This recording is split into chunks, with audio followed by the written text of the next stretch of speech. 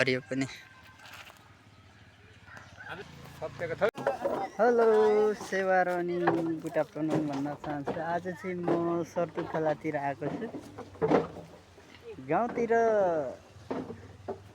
छिर्नुपर्छ, यस्तो रमाइलो हुन्छ कि काम पनि हुने रमाइलो पनि हुने, दिन पनि मजाले बिताइने क्या, अनि 2-4 पैसा पनि कमाइने। आज चाहिँ म यो सर्तु खोलाको यो छेउतिर छु। मेरो गाडी यहाँ छ है, यहाँहरूले देख्दै हुनुहुन्छ। हेर्नुहोस् न, गाउँतिर आयो भने दाउराको थाक लगाएको देखिन्छ। यहाँ हेर्नु न, यो तेजपत्ता यस्तो मजाले फैलिएको छ, यस्तो मजाले। अब हेर्नुहोस्, हाम्रो आमाले बोतल मलाई राखिदिनु भएको रहेछ। कति वर्ष पुग्नुभयो आमा तपाईँ?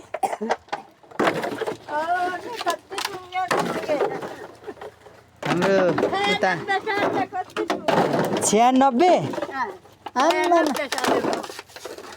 96 भनेपछि त तपाईँको त उमेर त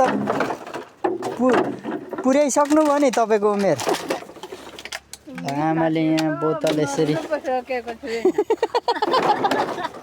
पारिपट्टि दोकान पनि राख्नु भएको छ। यहाँ आन्टीले पनि थोरै सहयोग गर्दै हुनुहुन्छ।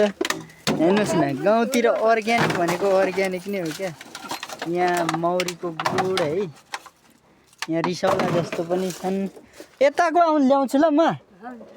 ल हेर्नुहोस्, यस्तो शीतल अनि मौसम पनि त्यस्तै राम्रो, बिरुवा पनि झकमक्क है।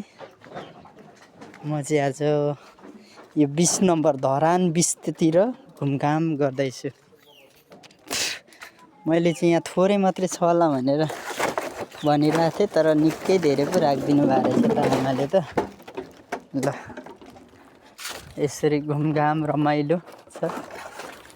मेरो